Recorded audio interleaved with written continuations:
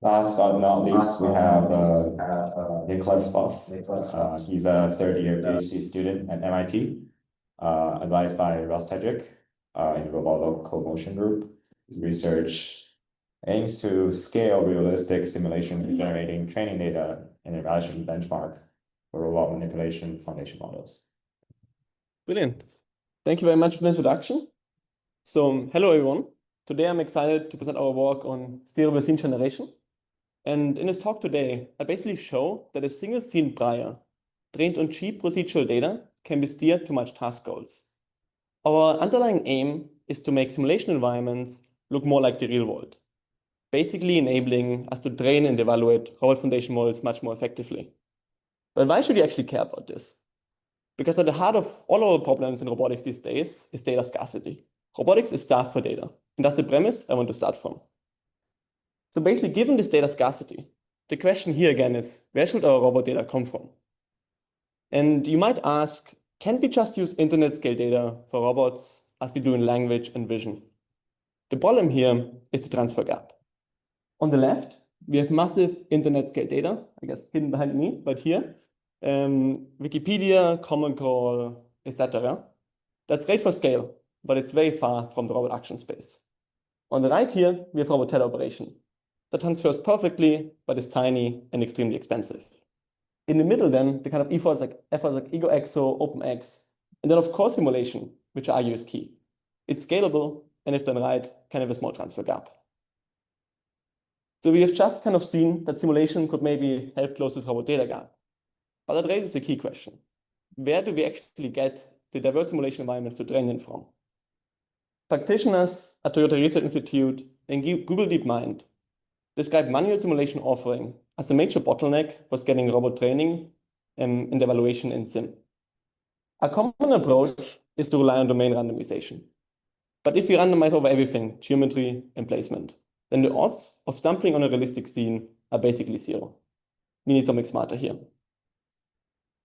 Let's look at some of today's simulation environments that are actually used in practice. On the left, we can see environments from the Toyota Research Institute and NVIDIA's CRUD lab. These are state-of-the-art, but today's simulation environments are often simplistic or unrealistic compared to the real ones. Notice the difference with the real-world scenes on the right-hand side. In the real environments, objects appear together in consistent and meaningful ways. Every plate comes with cutlery and a cup. You might or you might not have a vase, but if a vase exists, it is likely filled with flowers. Real-world scenes also tend to have much higher object density than today's simulation scenes. Take the shelf or the table as an example.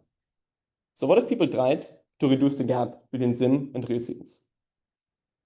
There's been amazing progress recently, making simulations more realistic. You have just seen some fantastic works that aim to reduce or improve simulations both in terms of scale and realism.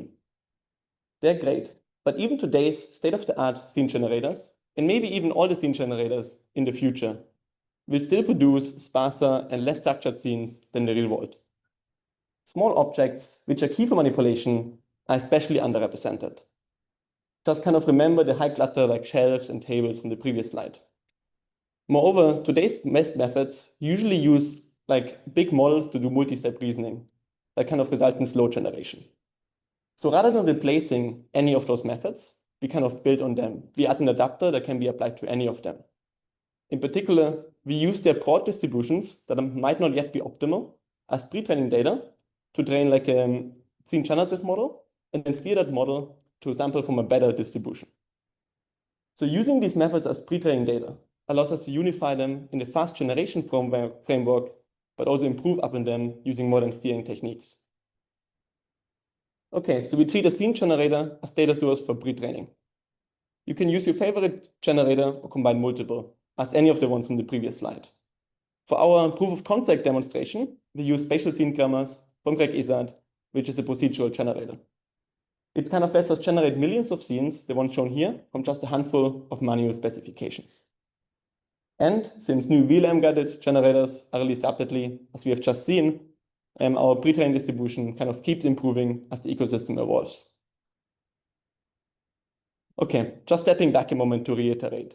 So we pre-train a scene generative model on kind of broad procedural data or data from other generators. but like, why is that useful? We already have those generators. But the key insight here is that the pre-training distribution, of course, doesn't match the real-world distribution. But that's okay. It kind of doesn't need to. The key insight is that this pre-training distribution only needs to give us a broad prior over the space of scenes that we care about. Once we have a unified, differentiable, generative model over scenes, we can apply modern steering techniques to move beyond that prior, sampling from a better distribution. In other words, the pre-trained data kind of gives us coverage, but steering is what makes the results diverse, realistic, and task relevant. This is very similar to modern language models. Pre-training gives a broad foundation, but inference, time search, and post-training unlock the true power. With that in mind, let me walk you through our approach step by step.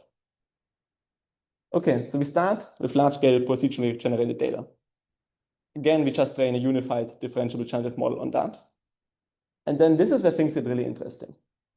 We steer the model beyond its initial rough distribution to generate the diverse, realistic, and task-relevant scenes we actually want.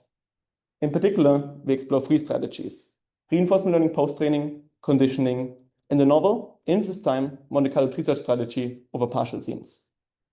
The important part here is that steering doesn't just interpolate within the pre-trained distribution. It lets us move far beyond it. For example, producing scenes with many more objects than the model ever saw during pre-training.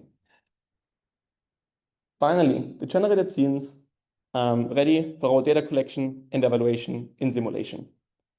We add only a small post-processing step to ensure that they're fully physically feasible and simulatable.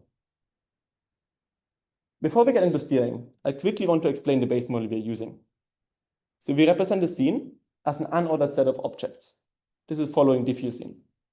Each object here is represented by a translation, a rotation, and a discrete label pointing to an asset in our library.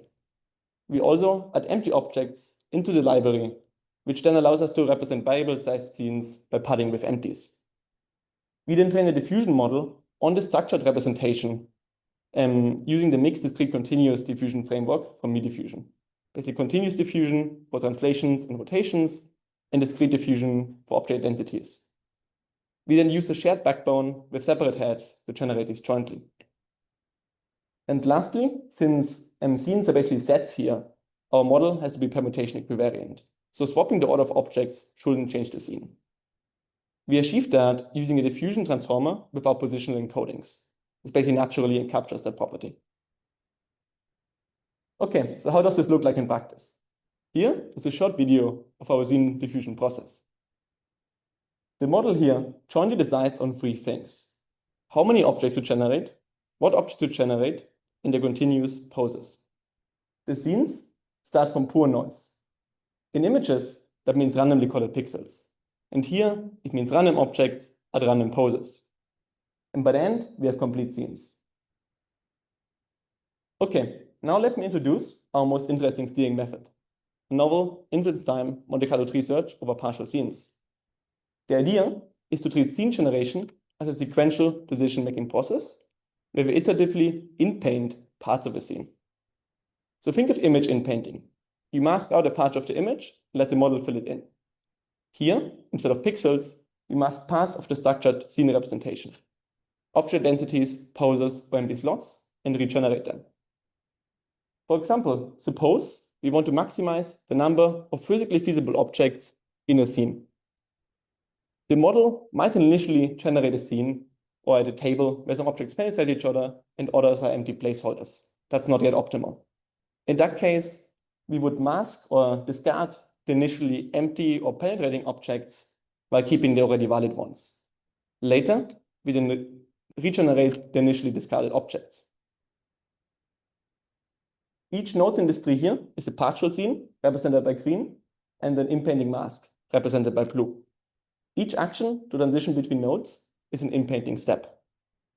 MCTS then searches over these partial scenes using the standard 4 phases: selection, expansion, rollout, and backpropagation.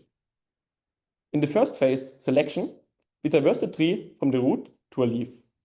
At each step, we select the next node using the standard UCT rule, which balances exploration with exploitation. This allows us to guide the search toward promising regions of the scene space. Once we reach a leaf node, we expand it. Expansion in this case means sampling different candidate completions for the in-painting mask. Specifically, we draw B completions, where B is the branching factor. We sample each of these completions with a different random noise initialization to ensure diversity. Each of those candidate scenes is then evaluated. We identify which objects are still invalid, for example, penetrating or empty, and that information then defines the next in-painting mask in blue. The resulting 3 mask pairs from the children of the current node. Okay, next comes rollout. We select one of the newly generated children at random and score it with a task-specific reward. We note that in our case, actually, each scene corresponds already to a complete scene if we discard the masked objects. So rollout reduces to directly reading the reward from the scene rather than like rolling out to a terminal state. In particular, we can just kind of replace masked objects and with empty ones to generate a complete scene. Finally, we backpropagate the reward up to 3. This updates the statistics of all nodes along the path, improving the future UCT estimates. And with these updates, future selections become more likely to follow promising paths while traversing the tree. Over many iterations, MCTS then steers generation toward high reward scenes.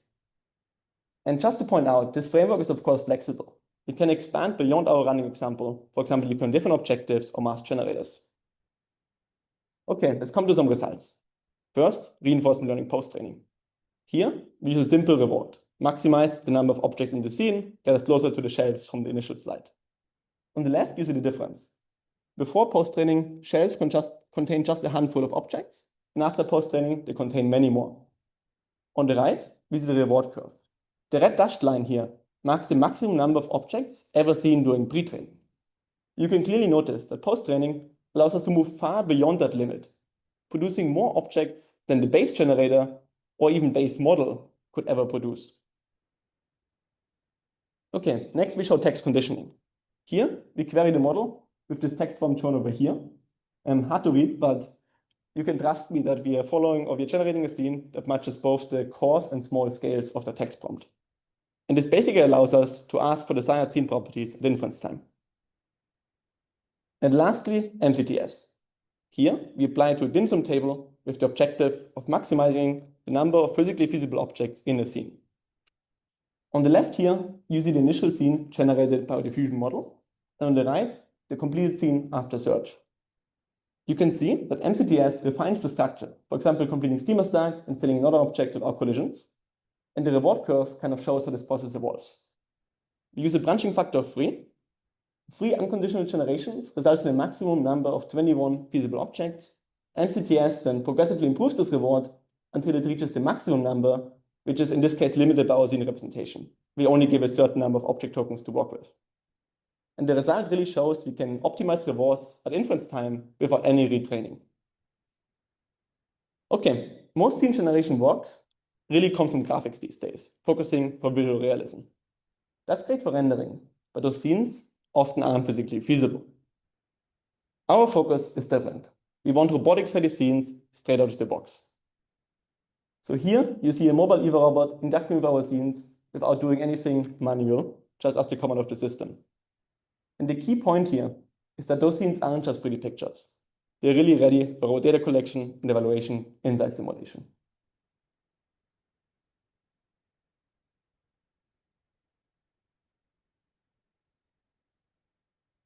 Okay, to wrap up, we have gone from broad procedural data, really improving on whatever state-of-the-art scene generator we have here at the moment, to really get optimized task-relevant scenes. All of this is toward the goal of improving robot simulations to help close the robot data gap. All our code, datasets, trained models are available at the links here. That completes my talk, and happy to take any questions.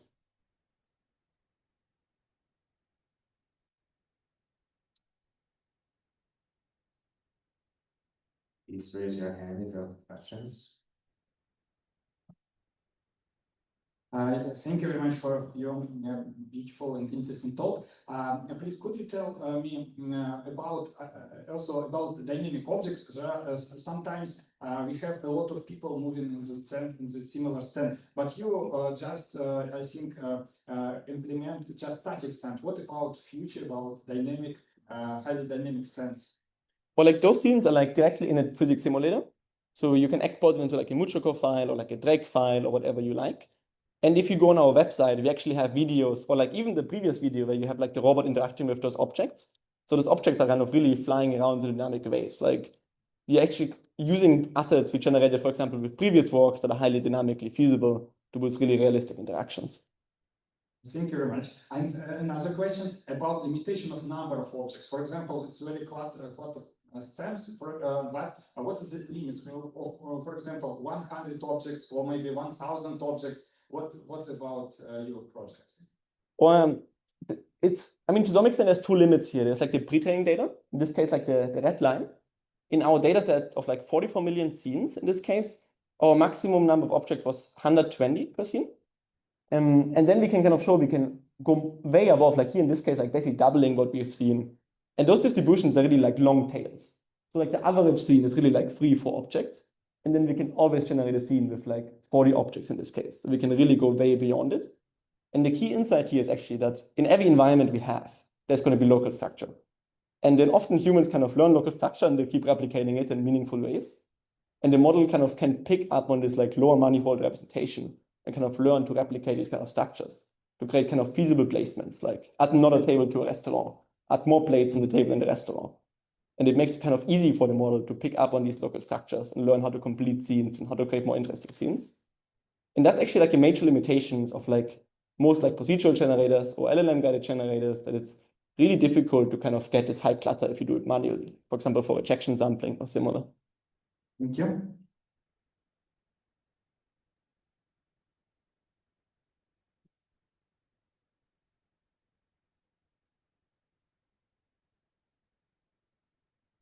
So I want to ask about deformable objects. So you mentioned you're using diffusion transformers. So are there any like specific configurations or reward mechanisms for that?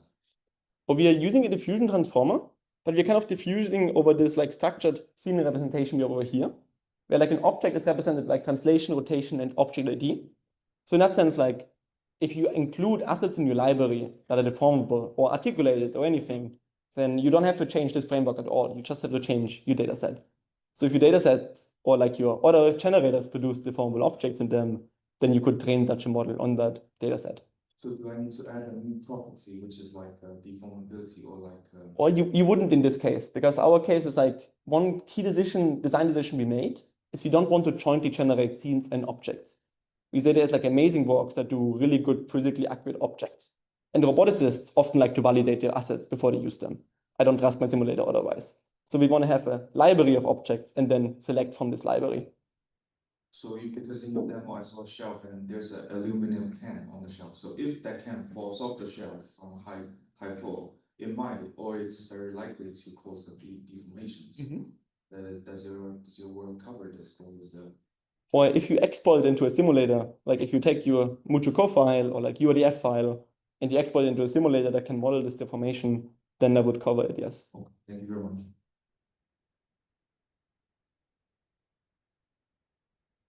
Okay, let's thank the speaker again. Conclude actually the morning sessions. In the afternoon, we have 4 more keynotes, panel discussion.